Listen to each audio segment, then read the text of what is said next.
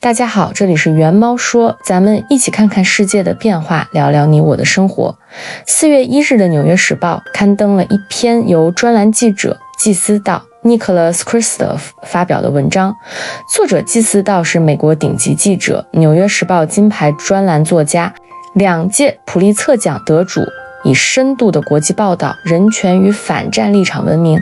他的这篇文章在很大程度上也代表了很多普通人的心声。今天我们也借着解读这篇文章，聊一聊一场宏大叙事的战争中最廉价也最沉重的一面——普通人的命运。半个多世纪前，美国越战最激烈的时候，参议员乔治·麦戈文说过一句话，相信很多人都听过。他说：“我厌倦了老年人构想战争，却让年轻人去打。”这句话放在2026年的今天，听上去依然振聋发聩，因为就在我们说话的当下，同样的剧本好像又在中东，在伊朗重新上演了。最近这段时间，美国和伊朗的关系简直走到了悬崖边上。特朗普政府现在面临一个特别关键的岔路口，一边是外交谈判，一边是真刀真枪的地面战争。而五角大楼那边已经在讨论往中东增派1万名地面部队了。这个4月似乎不知道哪个星期五的夜里，周六的凌晨，在股市收盘之后，就有可能会有一道命令，开启一场恶战。没人知道在交战的双方中会有多少年轻的生命，多少普通家庭就此沦为筹码，变成了那些头发花白的政客们手中的选票，历史书上薄薄的一页纸。这就是麦戈文那句话的分量。我们再来看看现在的局势。开战以来，特朗普的态度始终很强硬。他对外说伊朗现在恳求跟美国达成协议，好像自己已经掌握了绝对的主动权。但事实真的是这样吗？至少在这篇文章的作者眼里完全不是。文章里作者算了一笔账，2015年奥巴马政府跟伊朗签伊核协议的时候，伊朗基本上已经放弃了自己的核计划，换来的是什么呢？仅仅是4亿美元的资产解冻。4亿美元是什么概念？对于一个国家来说，哪怕是对已经被经济制裁了几十年的伊朗来说，这点钱也是毛毛雨。而现在呢，伊朗什么都没有做，只是把霍尔木兹海峡一关，只允许本国的船通行，就这么折腾了几周，特朗普政府就赶紧解除了部分的石油制裁，而这部分的石油制裁所解除的价值就高达140亿美元，140亿是2015年的35倍。伊朗就靠封锁一个海峡就拿到了这么大的好处，难怪伊朗会觉得他们占据了上风。伊朗会恳求跟美国谈判吗？恰恰相反，伊朗只会觉得自己根本没有必要在谈判桌上让步。所以特朗普现在的处境其实特别尴尬，他一心想找一个体面的台阶，赶紧签一份新的协议，给自己的政绩添上亮眼的一笔。可现实很打脸，如今他能拿到的任何条件都比伊朗上个月主动开出的方案差太多了。当初伊朗明确表态愿意全面暂停铀浓缩3年，后续再接受严格长期的限制，放到今天看，简直是特朗普求之不得的最优解。所以现在其实也有一种说法，既然外交谈不拢，那就打呗，以打促谈，打下哈尔克岛，切断了伊朗的经济命脉，然后就好谈了。很多鹰派政客就是这么想的。特朗普的核心盟友，美国政坛最知名的鹰派政客之一，南卡罗来纳州的联邦共和党参议员林塞·格雷厄姆就说，要拿下伊朗的哈尔克岛，切断伊朗的石油出口，让伊朗政权自生自灭。但是万一他不灭呢？说的好像拿下哈尔克岛，伊朗现在的政权就肯定灭了一样。当初斩首哈梅内伊和40几个高官的时候，是不是也是这么想的？但是万一他不灭呢？万一他更猛烈的报复呢？这么个豪赌，是真的不需要花自己的钱，用自己的命，所以可以不计代价吗？作者在文章中就引用了曾任以色列国防军情报局首席伊朗问题分析师丹尼斯·希特利洛维奇的话，即使我们拿下哈尔克岛，伊朗也不会投降，一切都会不断升级，油价等等都将大幅上涨。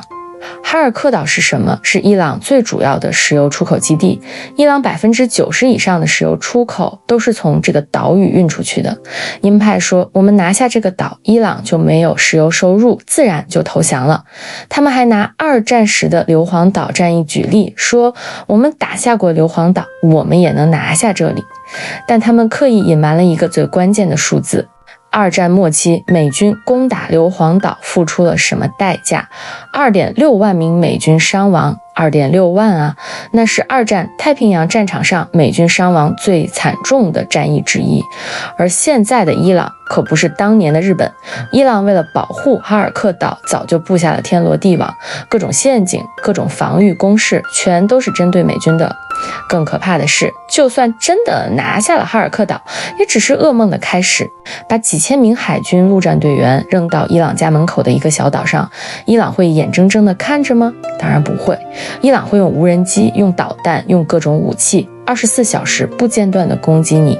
你要保护这些士兵，就要源源不断地派援军，就要投入海量的军费，就要每天面对伤亡。可是现在的问题是，美国连自己在中东的军事基地都保护不了。美国在中东用的13个军事基地里，有很多已经没法住人，士兵们都被迫撤离到酒店里，连自己的基地都守不住，又怎么去守一个深入伊朗腹地的小组？这不是送人头是什么呢？在这点上，美国的鹰派政客多少有点揣着明白装糊涂。说到这里，我们来聊一聊，一旦真的打起来，会有什么样的连锁反应？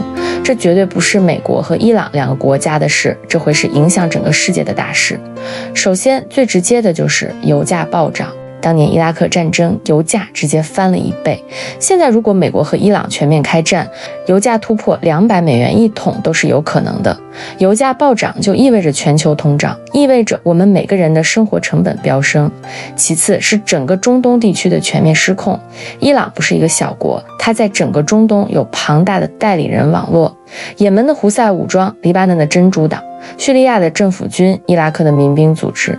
一旦美国和伊朗开战，这些武装力量都会立刻对美国在中东的所有目标发起攻击。沙特的石油设施，阿联酋的港口，以色列的城市，全都会成为攻击目标，整个中东又会变成一片火海。而且胡塞武装还会封锁曼德海峡，如果战事升级，曼德海峡再被封锁，那么从欧洲到亚洲的所有航线都要绕到好望角，那就不光是石油的事儿了。就现在这个情况，仅仅是霍尔木兹海峡被封锁，日本的医疗物资就已经撑不到4月底。约旦、斯里兰卡、孟加拉国、埃及乃至整个南亚地区都即将陷入能源短缺、医疗告急、粮食供应链濒临断裂的绝境。还有，真要把伊朗逼到那一步，那伊朗其实还是有很多报复手段的，比如攻击海湾国家的海水淡化厂。海湾国家比如沙特、阿联酋、卡塔尔，他们的淡水90%以上都来自海水淡化。你想想，这是多么可怕的场景！一场战争会把整个中东、整个亚洲，甚至整个全球经济都拖入深渊。所以作者认为，特朗普现在的想法可能是以升级促降级，似乎派地面部队给伊朗施加最大的压力，伊朗就会害怕，就会在谈判桌上让步，然后就能签一个超级棒的协议，给自己的政绩添一笔。但是这是一个极其危险的赌局，一旦开了第一枪，战争就不一定是你能控制得了的了。作者还例举了当年两伊战争的例子。1980年，伊拉克入侵伊朗，两伊战争爆发。伊朗在1982年就收复了所有失地，但是他们没有停火，他们又打了6年，一直打到1988年。伊朗人能打8年的仗，承受巨大的伤亡，能忍受长期的制裁，美国人能吗？美国人打阿富汗打了20年，最后灰溜溜的撤了；打伊拉克打了8年，最后也撤了。论打仗的爆发力，美国世界第一，但论熬人的耐力，美国还真不一定比得上伊朗。